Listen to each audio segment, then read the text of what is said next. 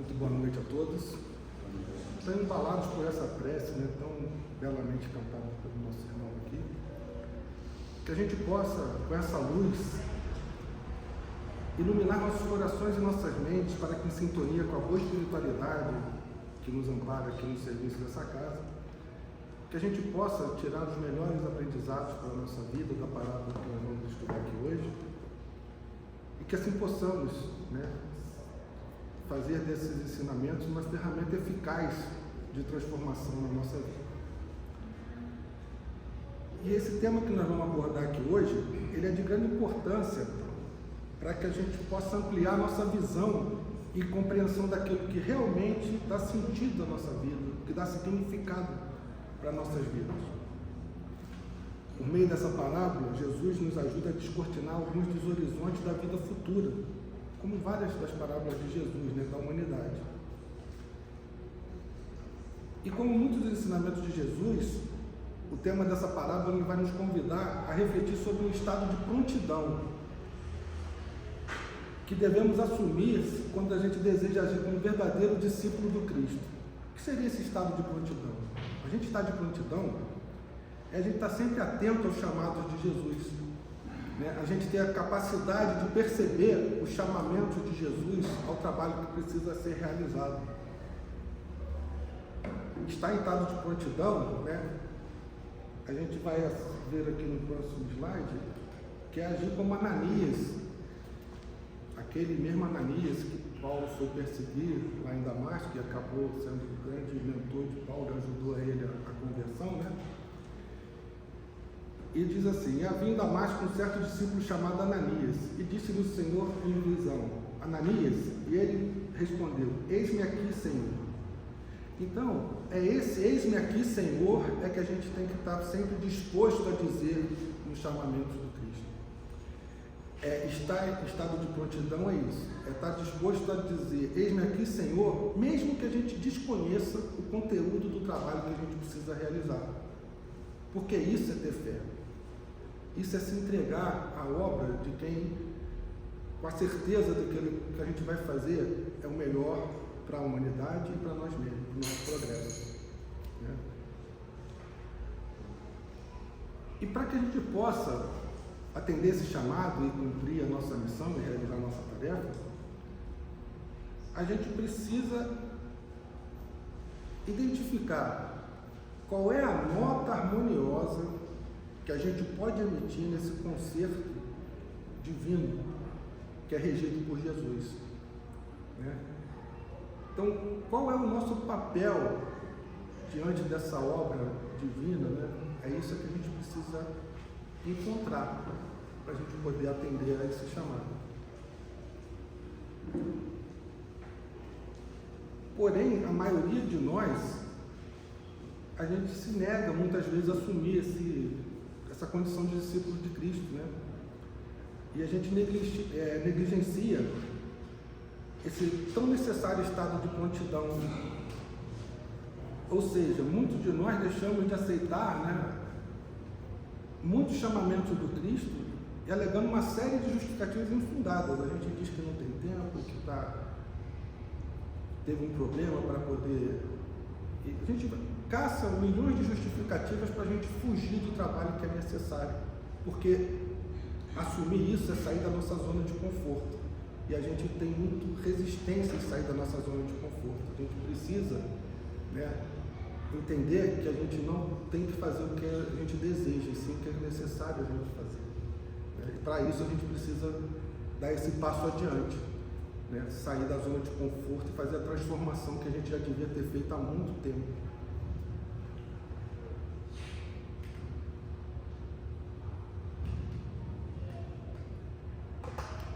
E para a gente poder refletir, né, o que a gente tem feito do nosso tempo?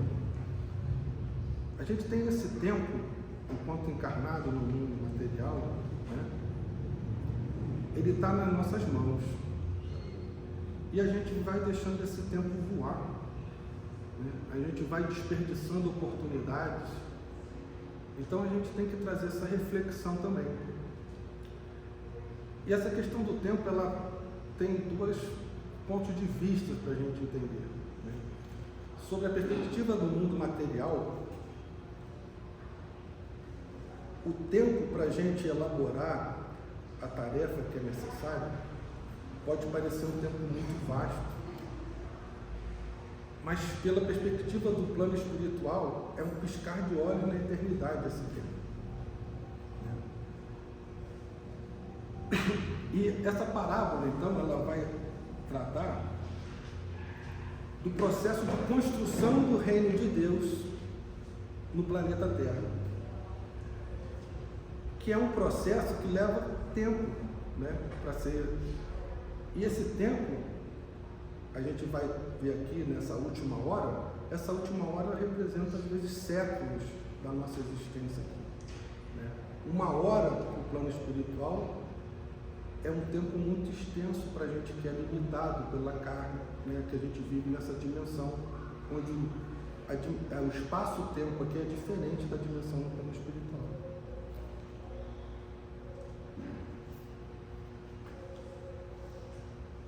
Então a gente, para começar a compreender essa parábola, né, dos trabalhadores da última hora, a gente tem que entender o que representa essa última hora. A última hora, ela é o período de conclusão de um dia, né? Aquele dia de trabalho, quando chega a última hora para se encerrar o dia, vai começar um anoitecer. Então ela representa a chegada da noite, né, com o prenúncio de um novo alvorecer também, que a noite traz isso, ela traz o encerramento de um ciclo, mas ela traz também o nosso preparar para o novo despertar, para o novo alvorecer, né? Tanto que a gente precisa cuidar muito bem da nossa noite, né? A gente precisa, antes de dormir, fazer uma prece para que essa noite seja realmente uma noite de regeneração, para a gente poder enfrentar os desafios do dia seguinte. E para a gente entender essa questão do tempo, né, tem um trecho da segunda epístola de Pedro que ele diz: mas amados, não ignoreis uma coisa, que um dia para o Senhor é como 1000 anos, e 1000 anos como um dia. E também no Salmo 90, né, diz que porque 1000 anos são aos teus olhos como o dia de ontem que passou e como a vigília da noite. Então a gente precisa entender que, fazendo uma analogia, Jesus, ele disse que ele edificaria esse novo reino, que vai tratar essa parábola, em 3 dias. Fazendo uma comparação com que esses trechos vieram, a gente pode considerar que a gente está vivendo o 3º milênio. E a gente está no 3º dia que Jesus prometeu que ele cumpriria a edificação desse reino entre nós. E a gente pode também fazer um comparativo, já que a gente está nesse 3º milênio, né, confirmando isso, porque a gente está num momento de transição planetária. O nosso planeta está deixando de ser um planeta de provas e expiações para se tornar um mundo de regeneração. E é esse tempo novo, esse mundo de regeneração, que Jesus prometeu entregar para a gente em 3 dias, ou seja, em 3 milênios. E entendendo a última hora como esse último milênio, nós temos que nos enxergar como os trabalhadores da última hora. E se a gente fala que está se encerrando esse 2º dia, né, essa hora que falta para encerramento de um dia, a gente tem que tentar entender que dia é esse que está sendo encerrado, né? Esse dia que se encerra é aquele tempo que a gente tem incertezas, a gente não sabe exatamente o que nós somos. A gente pensa que a gente é um corpo de carne e osso e nós somos um espírito imortal, né? É o tempo que a gente tem incertezas para onde nós vamos, né? O que nós estamos realmente fazendo aqui. Esse tempo de incerteza ele está ficando para trás, porque a partir do momento da revelação espírita, a gente começou a ter uma capacidade de ampliar tudo aquilo que Jesus nos ensinou, né? Porque foi reviver todos aqueles ensinamentos detalhados de uma maneira muito mais clara pela espiritualidade, porque a nossa capacidade de compreender, de absorver esses conhecimentos aumentou também. Então é esse tempo que está ficando para trás e nós estamos sendo preparados para viver essa nova era. Quem já... O Valdo uma vez aqui falou que provavelmente essa é a nossa última encarnação, né? E talvez sim, no mundo de provas e expiações, porque quando a gente estiver preparado para reencarnar, a gente tem que estar apto a pertencer a esse mundo de regeneração. Então, é isso que a gente tem que estar atento, é para isso que a gente vai estudar essa parábola de hoje, para a gente começar a mudar a maneira da gente perceber esse chamado de Jesus.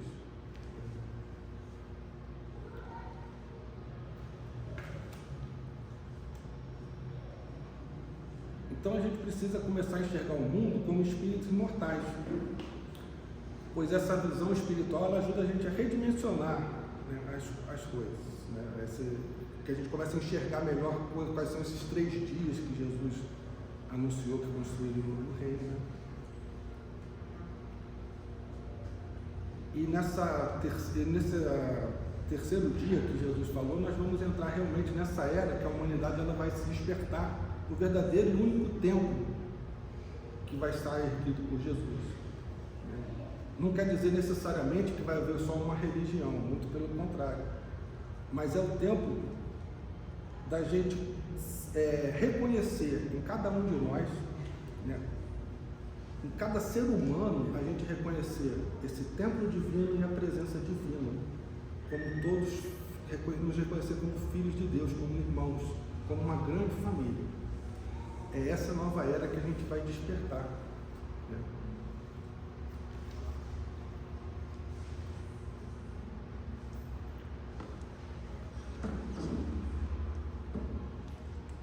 Então a gente pode entender que nós somos trabalhadores da última hora, mas também somos trabalhadores da primeira hora, porque o terceiro milênio já começou.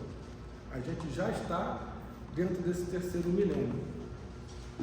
E quando a gente está falando em trabalhadores da última hora, a gente está falando dessa consciência que o Espiritismo traz para a gente, de que a nossa evolução ela é marcada por ciclos, por etapas, por processos, né?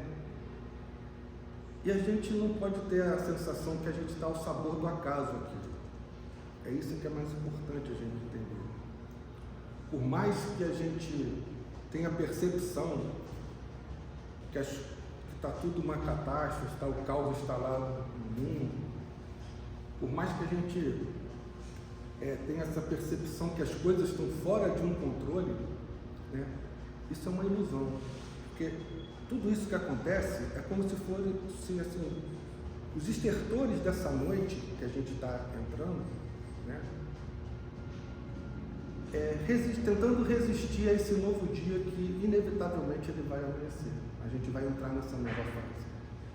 Então, e para isso a gente precisa estar com nossos corações voltados para esse novo dia, para essa nova fase, e ficar menos fixado no que está acontecendo na noite, que está cedendo lugar para esse dia. A gente tem que começar a realmente nos preparar para essa nova fase que a gente vai começar, quando Cristo vai entregar esse templo divino para a gente viver no mundo de regeneração.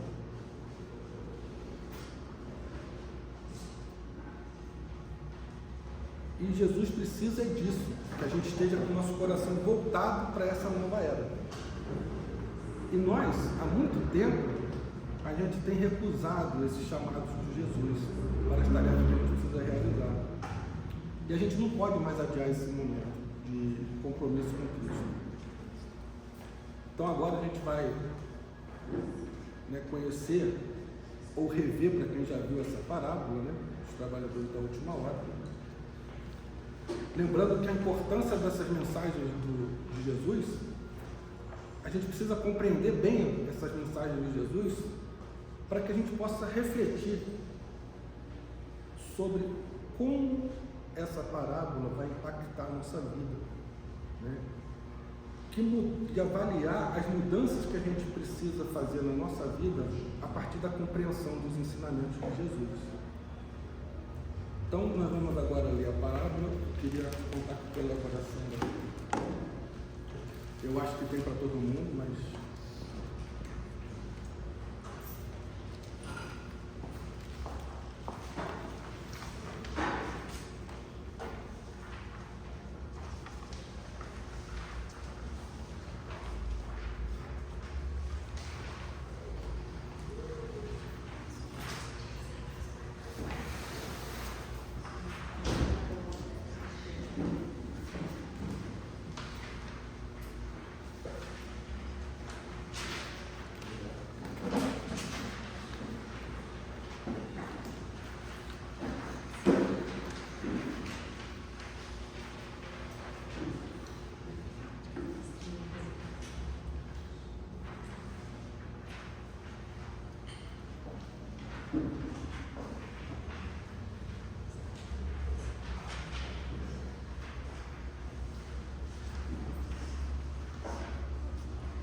falta alguma?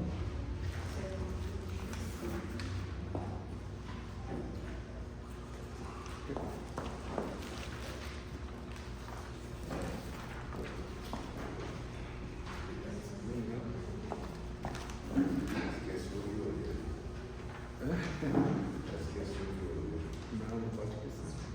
Então vamos lá.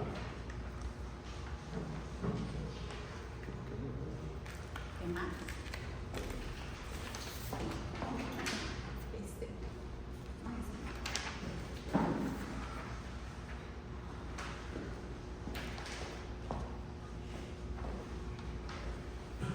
Então essa mensagem está no capítulo 20 do Evangelho segundo o Espiritismo, os trabalhadores da última hora. Então diz assim: o reino dos céus é semelhante a um pai de família que saiu de madrugada a fim de assalariar trabalhadores para a sua vinha. Tendo convencionado com os trabalhadores que pagaria 1 denário a cada um por dia, mandou-os para a vinha.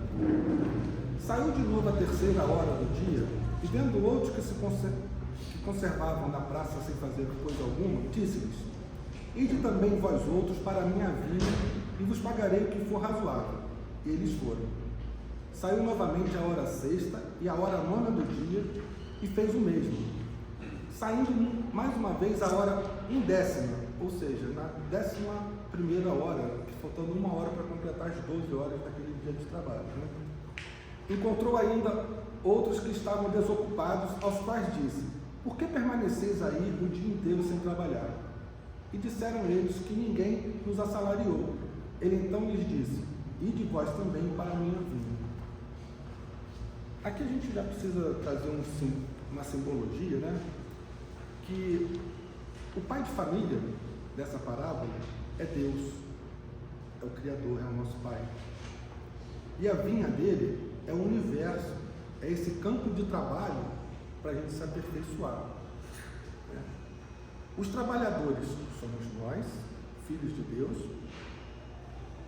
e o trabalho da vinha é o trabalho do bem, é o trabalho para servir a essa obra de amor de Deus.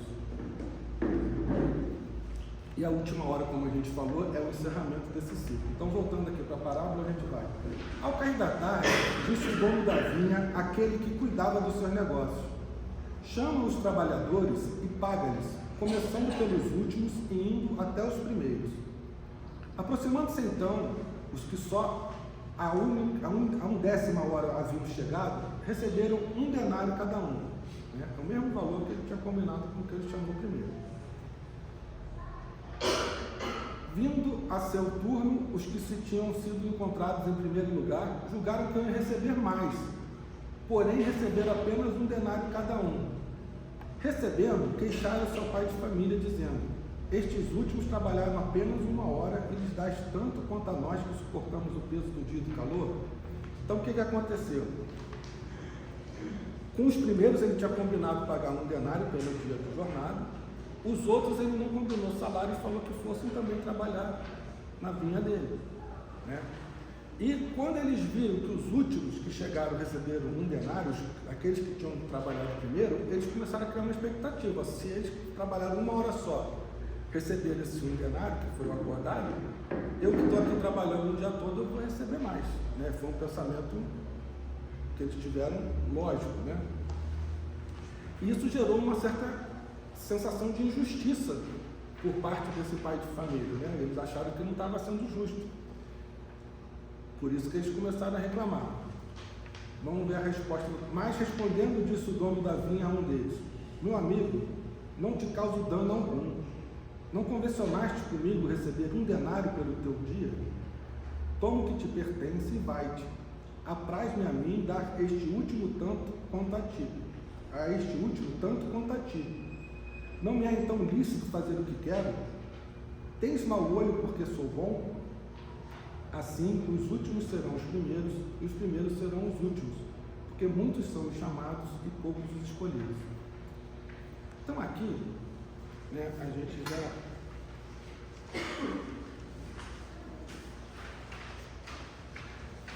já vai começar a compreender, né, essa parábola. Porque dá uma sensação realmente que houve uma injustiça, né? Quem aqui se sentiria injustiçado se você está trabalhando desde manhã, né, para alguém e chega alguém, trabalha 1 hora e recebe a mesma coisa que você? Eu acredito que essa sensação seria da maioria.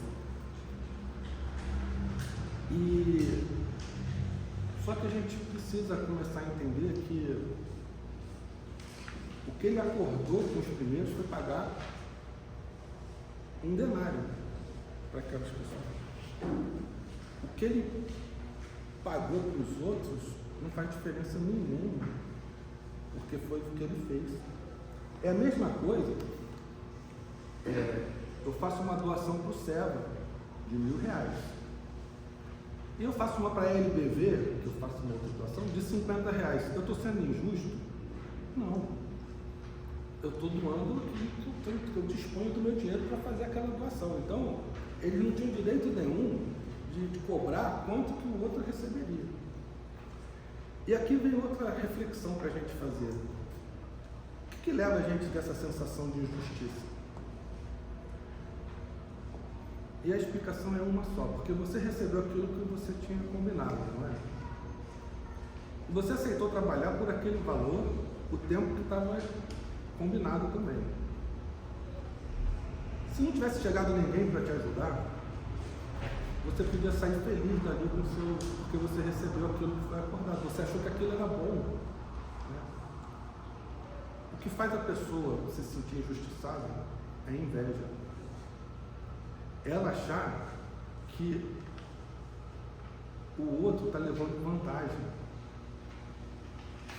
E aí ela está agindo mais por interesse do que por desejo de fazer o que precisa ser feito. São essas as reflexões que a gente tem que começar a trazer para a nossa vida. Porque essa parábola ela demonstra que é desejo de Deus que cada um dos seus filhos contribua para o aperfeiçoamento e o progresso da criação. E, consequentemente, a gente contribuindo para o aperfeiçoamento e o progresso da criação, a gente está contribuindo para o nosso próprio aperfeiçoamento. É isso que Jesus está convidando para a gente fazer esse trabalho na vinha de Deus. Para a gente poder ajudar o progresso do universo. Ajudar o progresso dos nossos irmãos e, assim, consequentemente, a gente progredir também. Só que para que isso aconteça, como a gente já falou, cada um de nós precisa encontrar a parte que nos cabe dessa grandiosa obra divina. E os espíritos superiores, eles nos ensinaram isso, né, através da resposta que eles ofereceram a Allan Kardec na questão 132 do Livro dos Espíritos. E nós vamos ver aqui. E é o objetivo da encarnação. Kardec pergunta: qual o objetivo da encarnação? E os espíritos respondem: Deus lhes impõe a encarnação com o fim de fazê-los chegar à perfeição. Para uns é expiação, para outros missão. Mas para alcançar essa perfeição, tem que sofrer todas as vicissitudes da existência corporal. Nisso é que está a expiação. Visa ainda outro fim a encarnação, o de pôr o espírito em condição de suportar a parte que lhe toca na obra da criação. para executá-la, e que em cada mundo toma o Espírito um instrumento de harmonia com a matéria essencial desse mundo, a fim de cumprir, daquele ponto de vista, as ordens de Deus. É assim, concorrendo para a obra geral, ele próprio se adianta. Desculpa a dificuldade, mas o meu óculos não estava ajudando eu ler essa questão aqui, mas é isso, né? O que está falando aqui nessa questão é isso. A gente precisa entender que a gente encarna, primeiro, para a gente se aperfeiçoar, para a gente se aprimorar, e segundo, para a gente poder ser colaborador da obra de Deus, né? Quanto mais elevado é um espírito, eles são chamados de co-criadores maiores. E a gente, como espírito ainda em estágio de aprendizado, a gente tem que aprender a ser co-criador menor, colaborar com a criação, com aquilo que a gente tem de melhor do nosso talento, da nossa competência, da nossa potencialidade. É isso que a gente precisa fazer.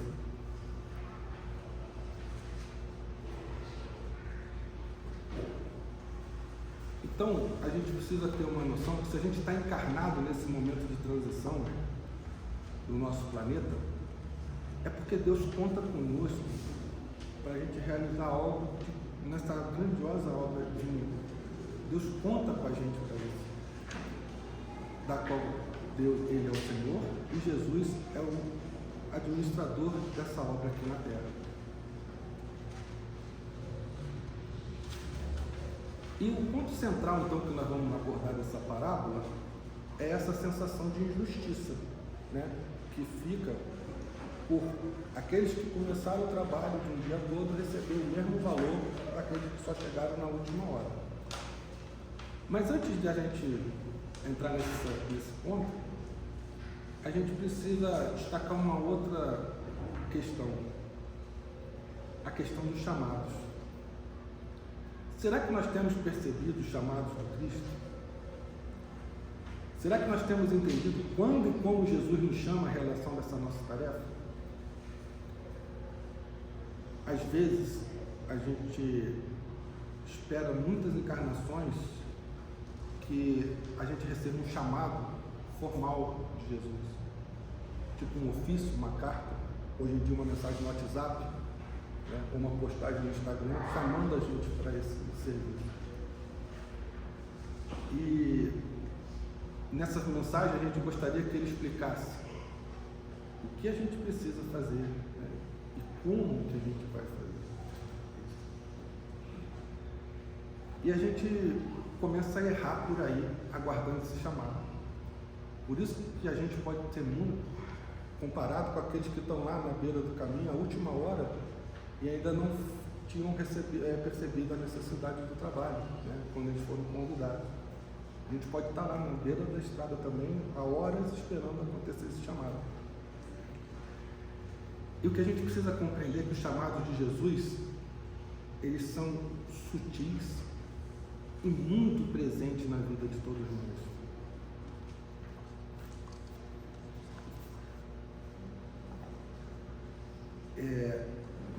E para a gente poder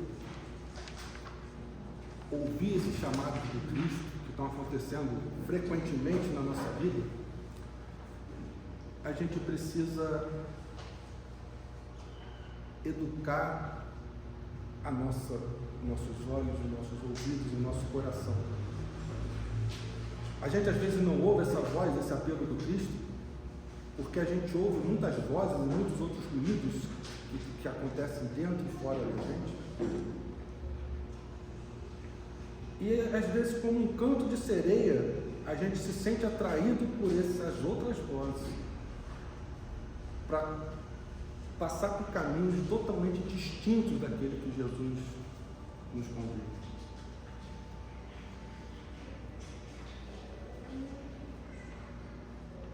Mas se a gente está aqui, nesse mundo, já caminhando no mundo de regeneração, é porque, no mínimo, a gente já demonstrou o desejo de atender esse chamado de Jesus.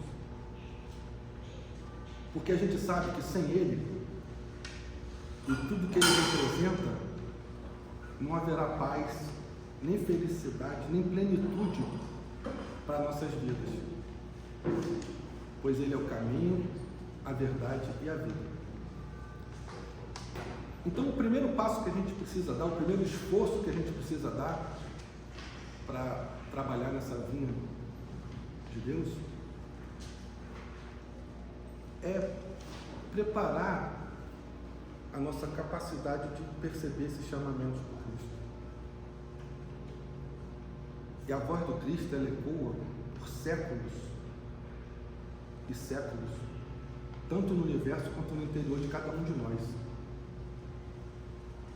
E é preciso, para a gente ouvir esse chamamento, que a gente aprenda a filtrar essas vozes, esses ruídos, esses barulhos externos, né? E é ouvir às vezes a voz do silêncio. Deus e Jesus nos convida às vezes no silêncio de uma reflexão, através da dor nossa de um ente querido. É assim que Ele vai fazendo chamados a toda hora para a gente encontrar essa vontade de nos transformar naquilo que a gente precisa ser. Então esse é o primeiro esforço que a gente precisa, é construir em nós essa capacidade de perceber esses chamados do Cristo. E filtrar essas vozes. Porque a voz, e a voz de Jesus, que ela ecoa há séculos, como eu já falei aqui, é como se fosse a voz de um pastor. Dizem, né, que na época os pastores de ovelhas, que podia dar o barulho que fosse, mas um rebanho do tamanho que fosse, mas aquela ovelha reconhecia a voz do seu pastor. Ela conseguia atender, porque pelo convívio, pela forma de se expressar, do tom, ela já sabia que aquela voz era do seu pastor. E é isso que a gente precisa aprender a fazer.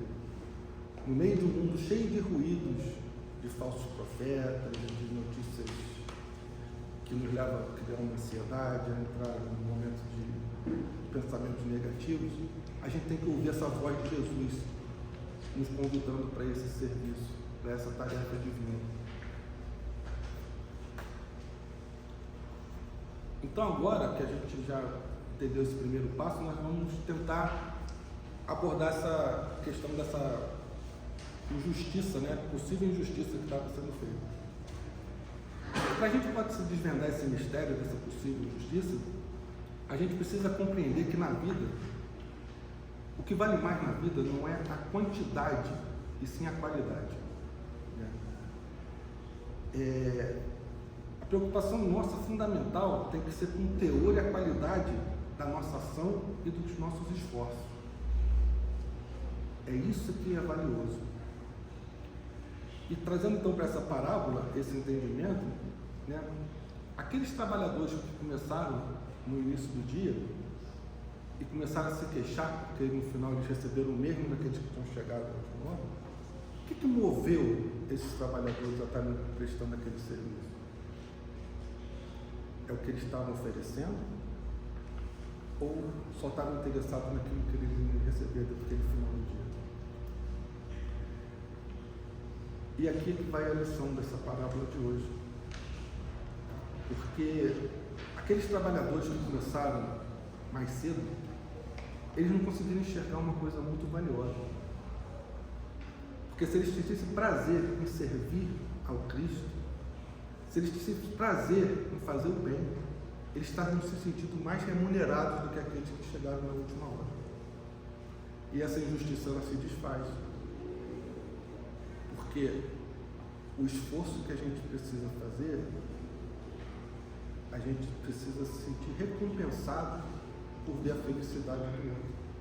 A gente tem que se alimentar daquilo que a gente oferece e não daquilo que a gente recebe. É por isso que essa sensação de injustiça ela se desfaz com esse muito. A gente pode dar um exemplo aqui, uma pessoa que teve contato muito cedo com a doutrina espírita, frequentava a casa espírita, com assiduidade, e levou uma vida de estudos da doutrina e desencarna. E quando ele chega lá no desencarne, ele se depara com uma verdade. Ele retornou ao plano espiritual do mesmo jeito que ele tinha chegado. Ele não tinha agregado nada para a vida dele, ele falou. Enquanto uma outra pessoa teve esse mesmo contato com a doutrina espírita há 5 anos dela desencarnar. Só que no seu velório, as pessoas todas tinham notado quanto aquela pessoa tinha mudado a partir desse contato com a doutrina espírita. O quanto ela deixou de ser pequena, o quanto de bondade ela começou a produzir no mundo a partir daquele contato. Você acha que retornando ao plano espiritual, quem que vai receber a maior recompensa? É isso que está se falando aqui nessa parábola. É isso que a gente tem que trazer para dentro do nosso coração. E a gente precisa entender que uma hora bem vivida com Cristo vale muito mais do que toda uma encarnação de convencionismos exteriores, de rituais religiosos, frequentar templos e casas de espírito. Basta uma hora bem vivida com Cristo. E uma hora bem vivida com Cristo é você viver o amor de Deus, viver para amar a Deus sobre todas as coisas e ao próximo como a si mesmo. É seguindo esse ensinamento e sentindo prazer em estar servindo ao Cristo. Porque é isso que é preciso e é necessário. E a princípio pode ser o que a gente não deseja, porque a gente é muito iludido ainda nesse mundo material. A gente é muito atraído ainda por essas vozes que nos arrastam a caminhos diversos do que o Cristo está esperando que a gente siga. E para a gente encerrar, a gente vai ver então a instrução dos espíritos, que é Constantino que fala assim: bons espíritas, meus bem-amados, sois todos obreiros da última hora. Bem orgulhoso seria aquele que dissesse: comecei o trabalho ao alvorecer do dia e só terminarei ao anoitecer. Todos vieste quando fostes chamados, um pouco mais cedo, um pouco mais tarde, para a encarnação cujos grilhões arrastais. Mas há quantos séculos e séculos o Senhor vos chamava para a sua vinha, sem que quisesse penetrar nela. Eis-vos no momento de embolsar o salário. Empregai bem a hora que vos resta, e não esqueçais nunca que a vossa existência, por longa que vos pareça, mas não é do que um instante fugitivo na imensidade do tempo que formam para vós a eternidade.